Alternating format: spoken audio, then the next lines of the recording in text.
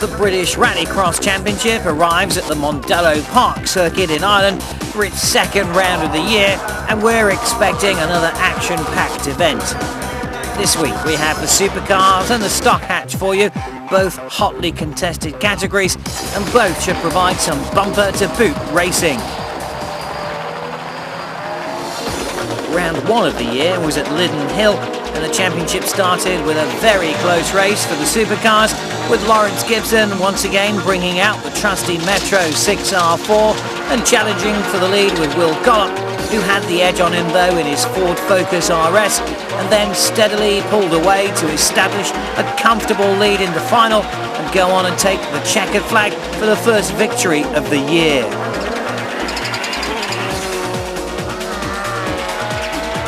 Lawrence Gibson could not close down the gap, but proved that the Metro was still pretty competitive. In the super modified class, there was again some close racing from the start line. It was Dave Bellaby that streaked away in the Lotus Exige that he'd hired to race for the weekend. The battle was on for second place. There were plenty trying hard for the runner-up spot. Dave Ward's challenge didn't last long, but that didn't weaken the action at all, with Mike Seller and Des Wheatley putting on a great show, but not able to do anything at all about Dave Bellaby, who was in a league of his own.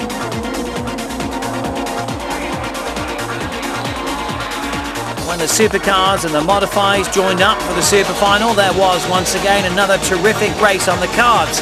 Will Gollop was once again in command, but this time John McCluskey and the Citroën Zara was not letting him run away without fighting hard for the victory. But it was to be to no avail when the Citroën hit problems, and that put Lawrence Gibson into second. Meanwhile, Pat Duran was not having the best of debuts in the Ford Fiesta, but there were no problems at all for Will Gollop, heading for another win.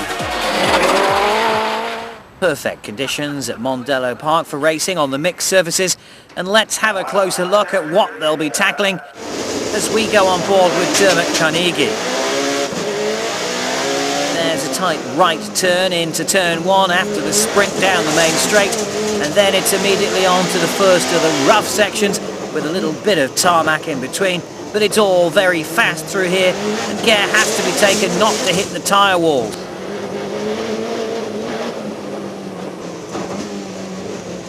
It is a very fast circuit here, and care has to be taken all along the way, and also watching out for those trying to pass you at the same time. Back onto the tarmac again for the last turn and run onto the straight with a run up through the gears before braking to head into turn one again. There is another great lineup of drivers ready to take part here this weekend, and the pristine Opel Astra of Christopher Evans is ready to make its debut in the supercar class here at Mondello. It is almost sacrilege to put this beautifully prepared yellow car through the battering it's about to take. But that's what they spend so much time on money for, to go out and give these cars a thorough pounding in the hope that they can make at least the podium. But Evans is not quite thinking that far ahead just yet this weekend. He simply wants to get the Astra across the line, and across the line in one piece.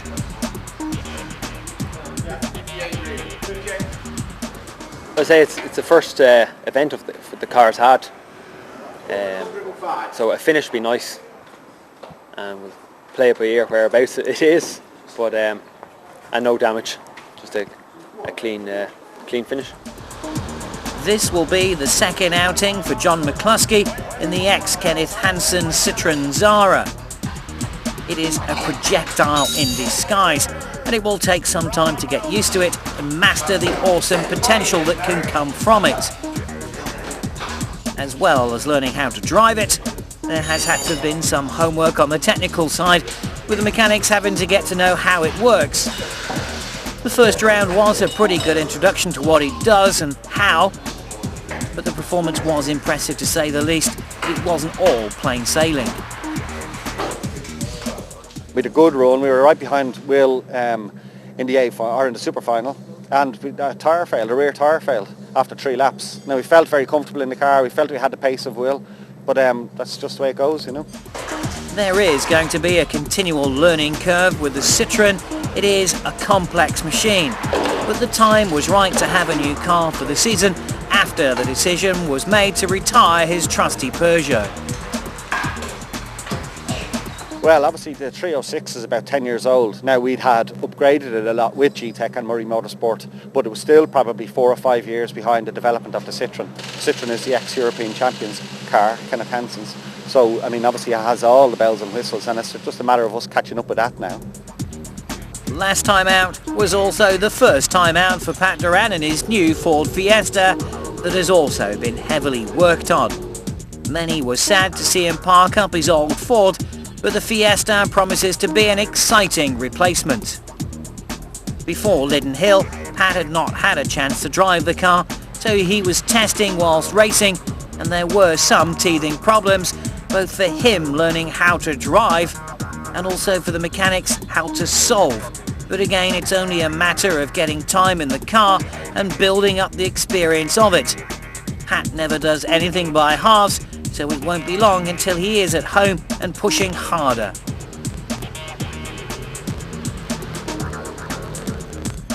Well, last year we ran unrestricted in the Rd2 with about 800 horsepower. Now we're running 45mm restrictors with around 550 horsepower. It brings the racing a lot closer. My point is I think it makes the cars more reliable as well. We'll soon see about that. But no, and I think the main one of the things with it is that it makes the cars easier to drive, so more competitive. When John McCluskey retired his Peugeot, he didn't just park it in a garage, it was quickly acquired by George Tracy, who's now campaigning it for the season. As we already know, it's not going to be fast enough in the main fight for the podium places, but it should help George move up a little in the rankings.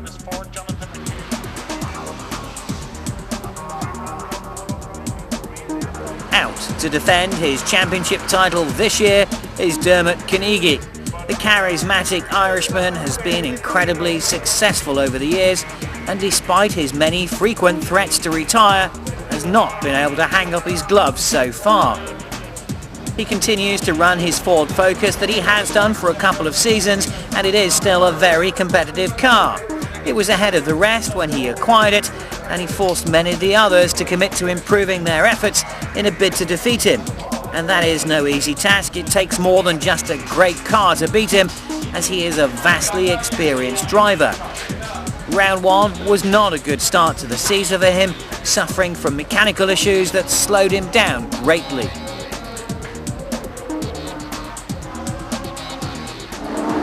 We found that we had a cracked gudgeon pin in the engine, which we were down in power a bit, and also in the super final the hydraulics for the diffs didn't come on, and we had sort of two-wheel drive sometimes and four-wheel drive sometimes, and it was very difficult to drive the car.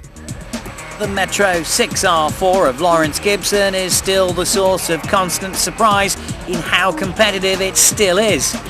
And he is still running it until the rule changes and the quicker cars make it uncompetitive. But that still seems some way off yet.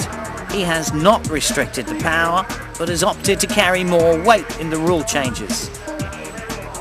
He was not sure what to expect in the opening round, but ended the day with a second in the Supercar A final and also the runner-up spot in the Super Final as well. The Metro still looks to be competitive, and there is plenty of speed in the driver as well, so this is still a competitive package, certainly for the early part of the season. Well, I think the turbo cars are going every bit as quick, you know, and they're probably easier for the drive, but as I say, my car is exactly the same with an extra 80 kilos, so it's just like carrying a heavy passenger, but it hasn't done me any harm at Liddon, so it remains to be seen what it does the rest of the year. There are 3 heats that decide the running order for the final. Drivers earn points for their placing in each heat, and it's the best of 2 heats that counts towards the grid position, with the lowest score the best. Steve Munday had a DNS in Heat 2, so had to rely on his 5th place in Heat 1 and a 6th in Heat 3 for his grid position, but that puts him back on row 3. It could have been better for Pat Duran. His 2nd place finish in Heat 2 was tempered down by an 11th and a 7th in the other heats. But with his worst score drop, That totals 10 points, and that score will put him 6th on the grid. Expecting a greater challenge this round, Lawrence Gibson knew that he needed to be up on the front row for the final just to make sure that the Metro would be able to fight off the up-and-coming new motors on the grid. But he was to miss out after finishing outside the top 3 every time to tie for 4th place.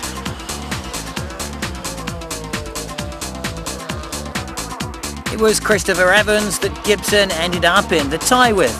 6th place in Heat 1 was then vastly improved on with a 2nd place finish for Evans, but this highlight was then tarnished when in the final of the 3-lap heats he earned a 5th place to put him on a total of 7 points. John McCluskey got off to a good start in Heat 1 to finish as the runner-up, but in the second run he was not to be so successful, managing only to finish 6th. Well aware that he needed to better that, he pulled off a 4th in the final, and that would put him 3rd overall. With the mechanical difficulties of round 1 behind him now, Dermot Carnegie was pushing hard enough to make sure that he would just be on the all-important front row. 3rd place in Heat 1 was then superseded by winning the 2nd by 3 seconds. Heat 3 was a 2nd place this time, and that was plenty enough for the front row.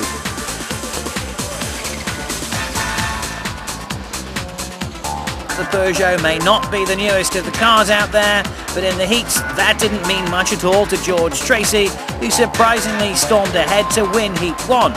Heat 2 didn't fare so well for him when he was bumped down to 5th place, but that was a temporary blip before he was back up to win again in Heat 3.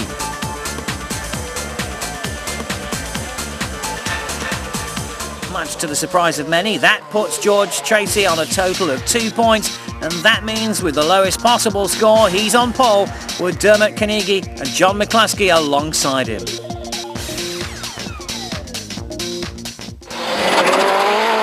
That's the A final grid settled, and all the action from that race will be coming up after the break.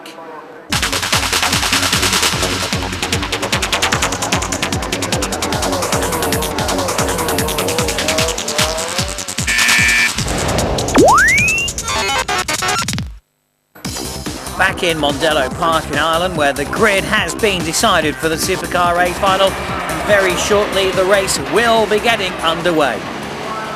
George Tracy in that silver Peugeot rolls onto pole spot and caught many by surprise, including myself, of course, with the performance that he's pulled out there. There is Dermot Carnegie in the GB1 car, the defending champion, and John McCluskey in the Citroën Zara makes up the final spot on the front row. Away we go then. This is the start of 6 frantic laps. It's a good start for George Tracy. Pat Durant losing a couple of places, I think, there. Was quite hard to tell. Now they get onto the rough stuff and you see the visibility disappears. Lawrence Gibson, that's 3rd place, I think, for him. And that looks like Christopher Evans in the Opel. It is. That's behind him there. Steve Mundy in the yellow Focus, and Pat Durant just behind him. That's who we're on board with now, and frantically working hard. But look at George Tracy go. This Peugeot 306 is whipping the rest of the field at the moment. Dermot Carnegie in 2nd, and then Lawrence Gibson, who's in a real battle for 3rd place as Pat Durant tries to pull himself up from 6th place.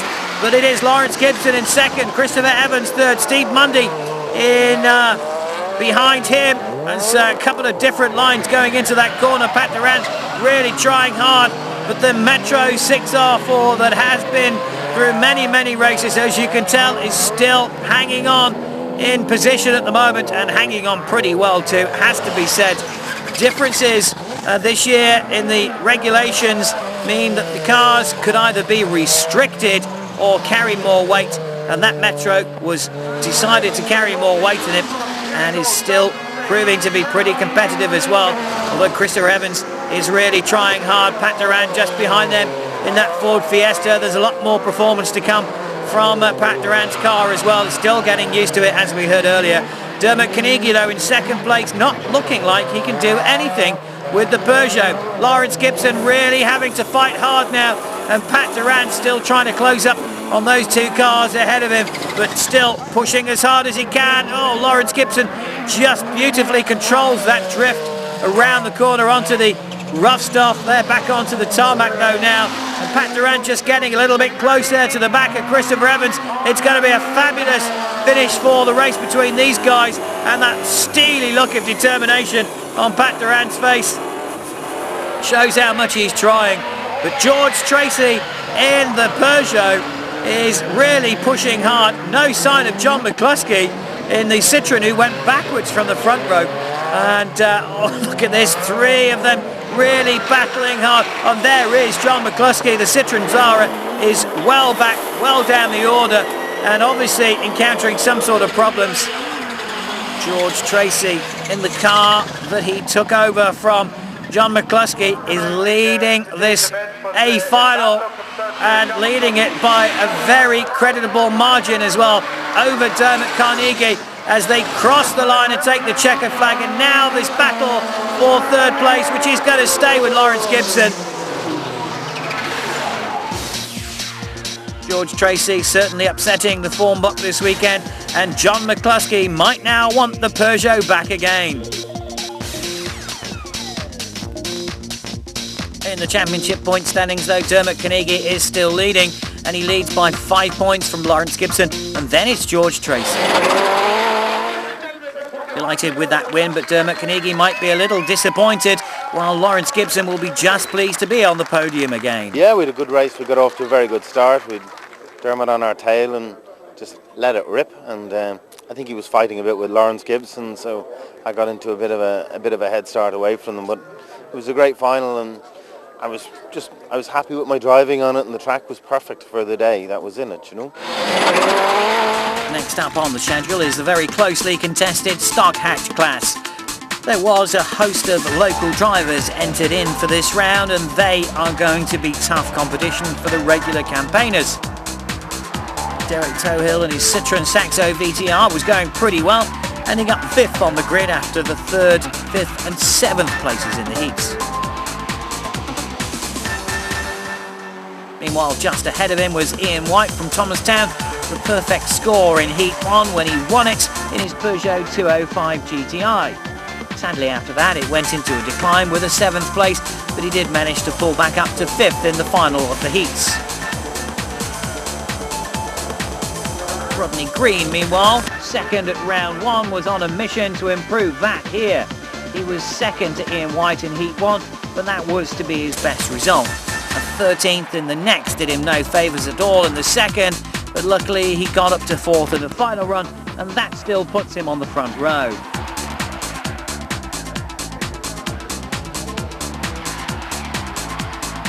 It was Julian Godfrey that won last time out at Liddon Hill, so following that up with a repeat victory was firmly on his list, but he wasn't having it all his own way either. He did manage a 2nd and a 3rd, and that puts him 2nd overall. But it was local man Ian Murray that came out on top of them all. The driver from Furhouse was Mr. Consistent with a top 3 finish in every heat, and winning the 2nd gave him the lowest point score. Therefore, that clinches pole for the Stock Hatch A final. And that is the final points order, and this will be the top 4 on the grid, ready for the 4-lap race.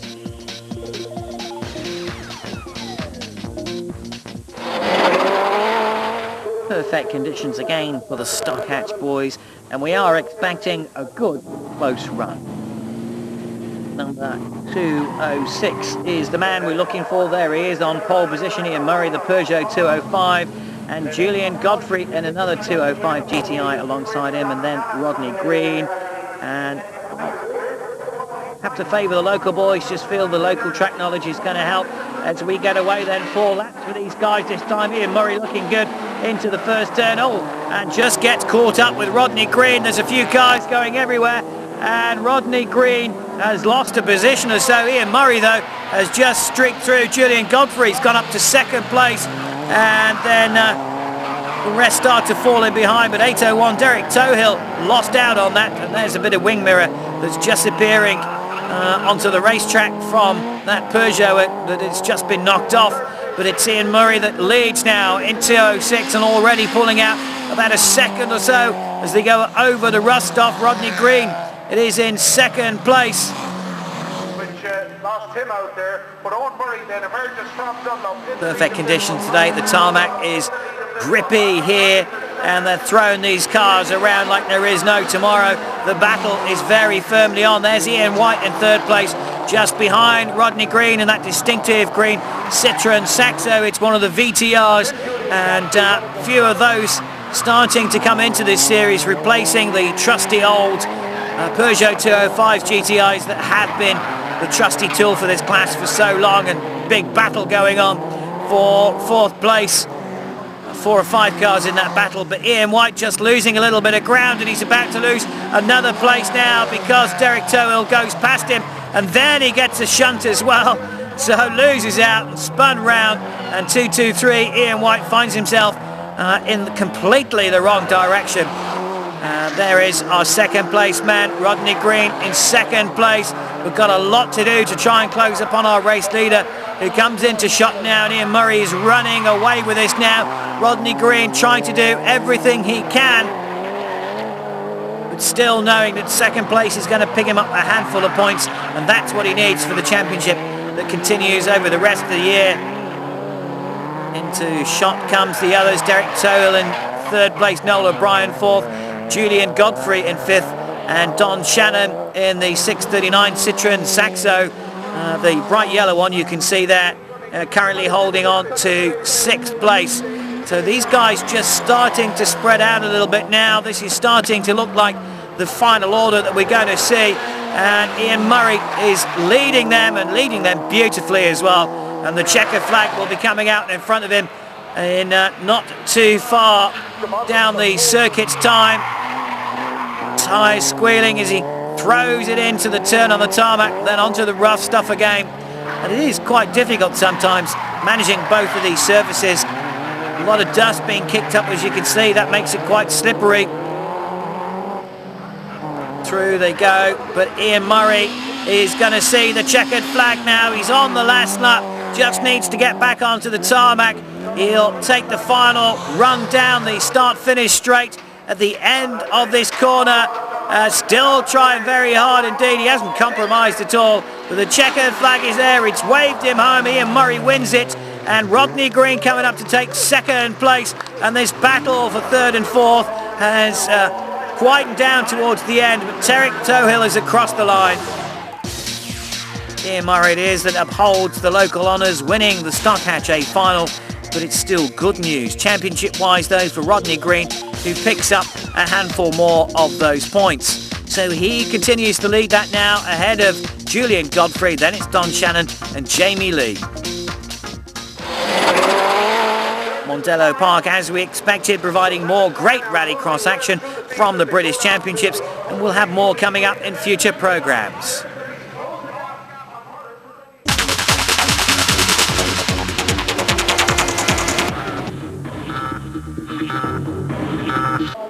Second half of the World Touring Car Championship getting underway at Spa in Belgium.